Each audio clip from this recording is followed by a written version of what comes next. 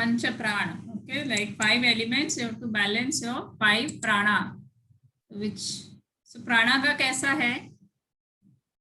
प्राण बोलते हैं, जो एनर्जी बॉडी बोलते हैं, वो एक प्राण है, पर हर एक रीजन में उसका काम अलग है. ओके, सो जैसे हम कहते हैं कि डॉक्टर अल्पा है, in the hospital she is doctor, she is head of the department. At home she is daughter to her father or mother, sister to Purvi.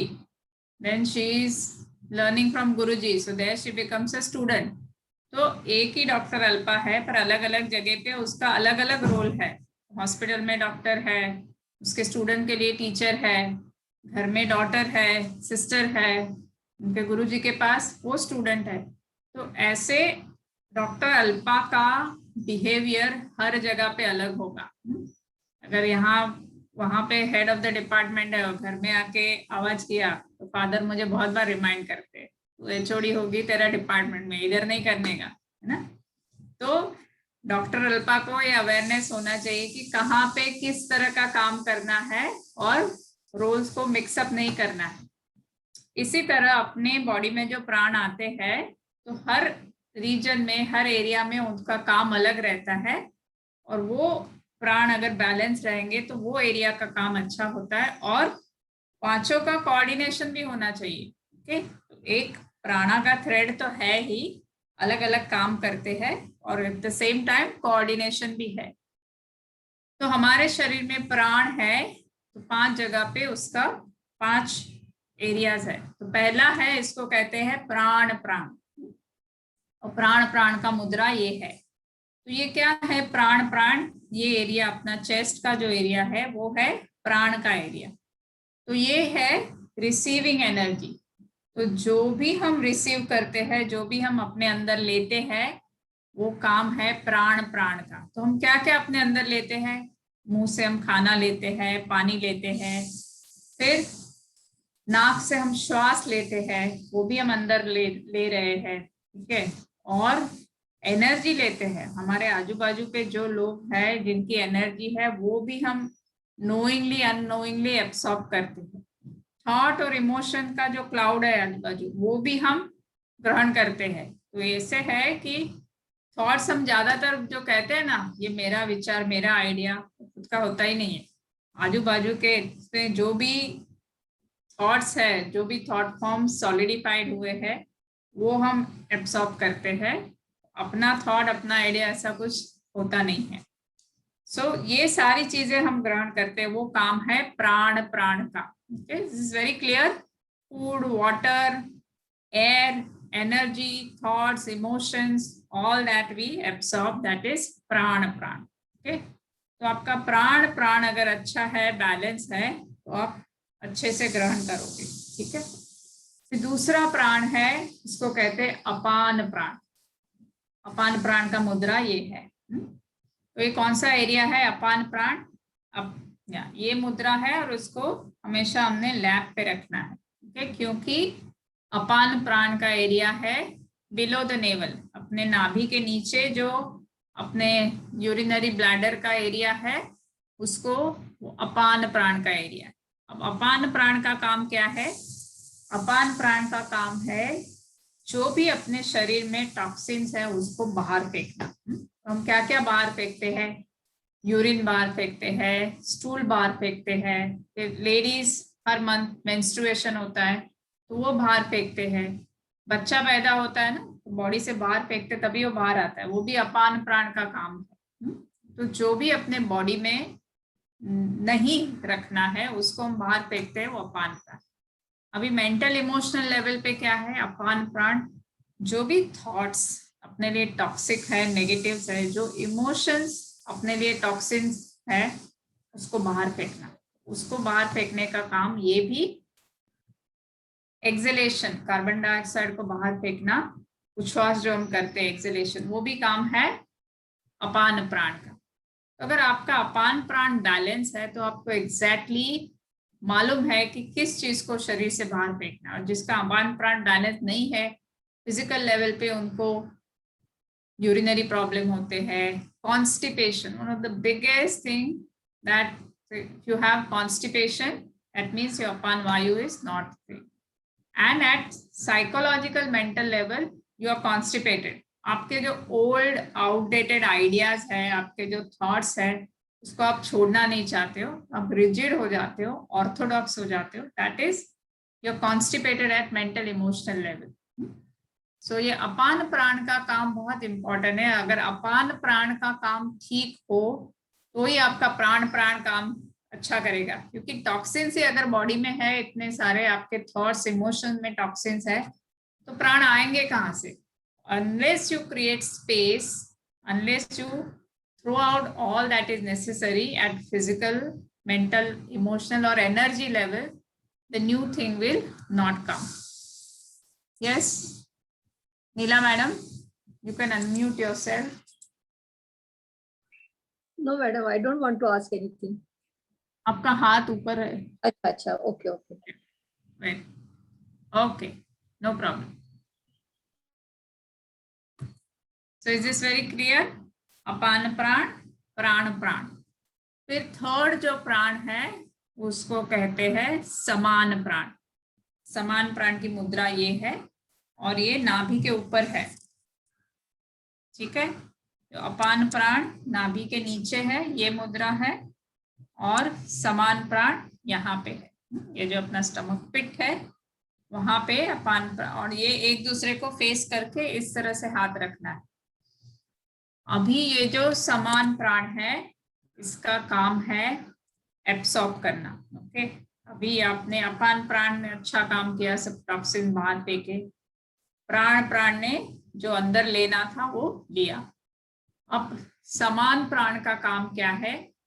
जो इसमें से अपने लिए जरूरी है इसको एब्सॉर्ब किया, इसको डाइजेस्ट किया, और जो जरूरी नहीं है उसको बाहर फेंका. फॉर एग्जाम्पल, आपने फूड खाया, फूड है उसमें बहुत सारे चीजें रहते हैं, फाइबर रहते हैं, फिर प्रोटीन, कार्बोहाइड्रेट, विटामिन, ये सब कुछ चीजें हैं. तो अभी इसमें से जो काम की चीज है, जैसे कार्बोहाइड्रेट ले लिया, पर आपने बहुत एक्सेस खा लिया है, वो कार्बोहाइड्रेट का काम नहीं है, तो उसको आगे फेंक दिया. फाइबर है, उसको बॉवेल में आगे डालना है.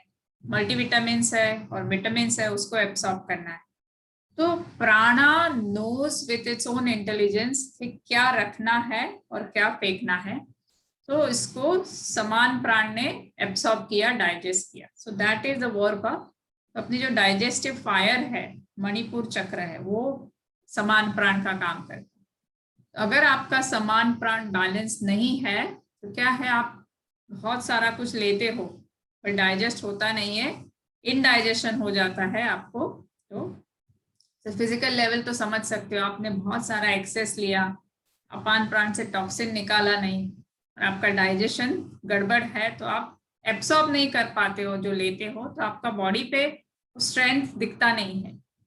मेंटल फिजिकल लेवल पे भी, ये मेंटल इमोशनल लेवल पे भी होता है. कई लोगों को बहुत आदत रहती है जो सब कुछ इनपुट डालते रहते हैं ना, ये पढ़, वो देख, ये कर, वो सब इनपुट अंदर डालते रहते हैं, फिर उसका एब्सॉर्ब होता नहीं है, तो you get all confuse, what's right what's wrong, and changes होते नहीं है. So you collect lot of information, lot of knowledge, but the transformation is not reflected in your life because your saman prana is not balanced. Okay? Now next comes udan prana. So आपने अच्छा absorb किया, आपने assimilate किया, तो क्या होगा? आपका growth होगा. तो अगर बच्चों का हम देखें, उनका प्राण सब बहुत स्ट्रांग रहता है, तो अच्छा समान प्राण है, प्राण अच्छा लेते हैं, फूड बहुत अच्छा न्यूट्रिशियस लेते हैं, अपान प्राण भी स्ट्रांग है, तो क्या होता है, you start growing. So they start growing, height बढ़ता है, फिजिकल स्ट्रेंथ बढ़ता है, मसल्स बढ़ता है. दैट इज ऑल योर प्राणा balance. So you start growing. After certain age, after 25 or 18 age, or after 25 age, your muscles don't grow. So what happens if you then take too much and you start growing horizontally instead of growing vertically? So that shouldn't be. At physical level this happens. Mental emotional level पे क्या होता है, अगर आपके प्राण सब balance है, आप नॉलेज लेते हो, उसको अच्छे से पचाते हो, समझते हो, तो आपका कॉन्शियसनेस ग्रो होता है. सो दैट इज नेक्स्ट उदान प्राण. उदान प्राण की मुद्रा क्या है, ये है। तो ये head region, because it's upward moving propelling energy, so that is उदान प्राण। तो ये मुद्रा इस तरह से है। फिर आपने उदान प्राण भी बैलेंस कर लिया, you grown in your consciousness, और फूड लिया, आपका खुद का ग्रोथ हुआ, सब न्यूट्रिएंट्स सब आपके बॉडी में आ गए, एब्सॉर्ब हो गए। फिर नेक्स्ट इज उसको सर्कुलेट करना है। सो न्यूट्रिएंट्स को पूरे बॉडी में सर्कुलेट करने का काम है व्यान प्राण। दिस इज द मुद्रा ऑफ व्यान प्राण, भरतनाट्यम मुद्रा। और at consciousness level, at evolution level, first you have to digest, you have to grow, you have to transform, then you can start sharing and distributing with others. So then your Vyana Pran comes into the picture.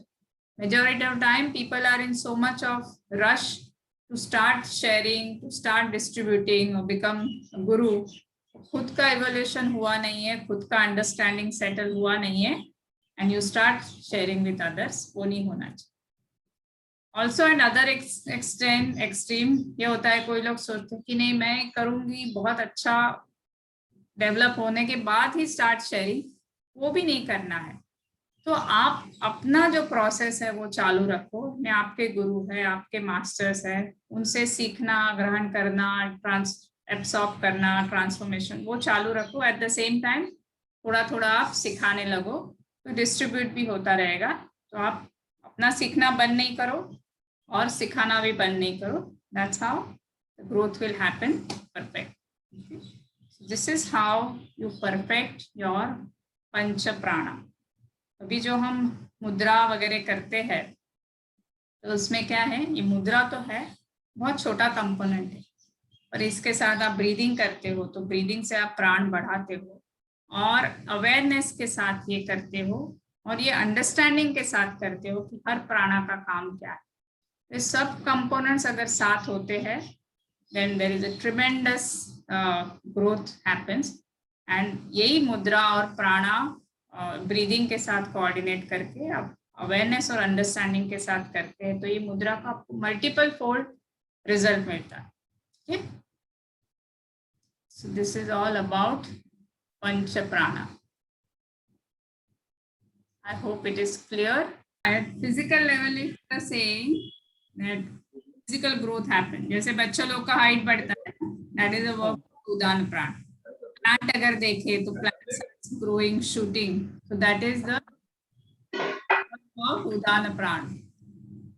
At your level, say if you are learning something, say you did train the trainer teachers course, okay, so while you were learning, you doing breathing exercise, सब कुछ कर रहे थे, कुछ अंदर समझ में आ रहा था कि ग्रोथ हो रहा है, अपने टीचर्स ट्रेनिंग किया, तो उससे क्या हुआ, सडनली आपका वर्टिकल ग्रोथ हुआ, आपका कॉन्शियसनेस एक्सपैंड हुआ, you started you know evolution, so you started realizing yourself that I am growing in my understanding, I am growing in my consciousness, and then that confidence came that okay, I can now guide others, I can share others, I can share with others. Is that clear, Shirin?